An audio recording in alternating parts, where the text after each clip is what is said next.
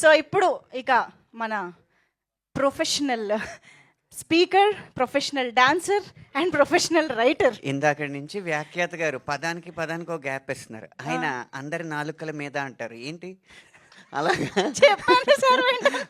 ఆయన ప్రొఫెషనల్ అంటారు ఏంటో అర్థం కావట్లేదు. ఫిల్ ఇన్ ద బ్లాంక్స్ మీకోసం. ప్రస్తుతానికి ప్రీ రిలీజ్ కాదు కాబట్టి కేవలం టీజర్ లాంచ్ చేస్తున్నాం కాబట్టి ఇది పాంచ్ మినార్కి లాంచ్ మినార్ లాంటి వేడుక ఇది. ఈ మంచి కార్యక్రమానికి ఈ చిన్న సినిమాని ప్రోత్సహించడానికి వచ్చిన ప్రతి ఒక్కరికి కూడా నా హృదయపూర్వకమైన నమస్కారం. కష్టాల్ని కామిక్గా చెప్పిన ఏ కథ కూడా నిరుత్సాహపరచదు అని పాంచ్ మినార్ నిరూపించబోతుంది. ఇప్పటికే ఒక అందమైన పాట ఏం బతుకురా నాది అన్న పాట ప్రజల్లోకి వెళ్ళి అందరినీ నవ్వుకునేలాగా నా పరిస్థితి కూడా ఇదే కదా అనిపించేలాగా చేసింది. అందుకు చాలా సంతోషం. అయితే ఈ పాట గురించి నేను ఒక గంభీరమైన విషయం చెప్పాలనుకున్నాను. చాలామంది రాజ్ తరుణ్ గారు ఇందులో నటిస్తున్నారు కాబట్టి ఇది ఆయన చూసే రాశాను అని చాలామంది చాలామంది అంటున్నారండి. ఆయన చూసే రాశాను, సగం పాట అంతా ఆయన పరిస్థితినే రాశానని అందరూ అనుకుంటున్నారండి. అది తప్పండి. పూర్తి పాట ఆయన చూసే రాశాను.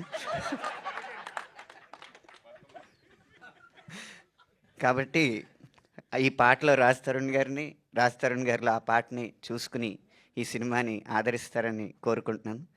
అలాగే నిర్మాణ విలువలు కూడా చాలా గొప్పగా ఉన్న సినిమా అండి ఇది. నిర్మాతలు కూడా చాలా తెలివైన వారు. నిజానికి ఈరోజు నేను ఇక్కడికి రావడం అనేది కష్టం అని చెప్పానండి గోవిందరాజు గారికి. ఎందుకంటే సాయి రాజేష్ గారు, ఎస్కేఎన్ గారు నన్ను అపహరించారు.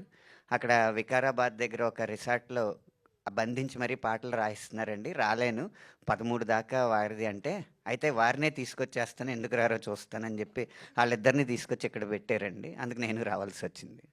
ఇలా చాలా తెలివిగా తక్కువ ఖర్చుతో ఎక్కువ ఫలితం ఇచ్చేలాగా ఈ సినిమాని తీర్చిదిద్దారు.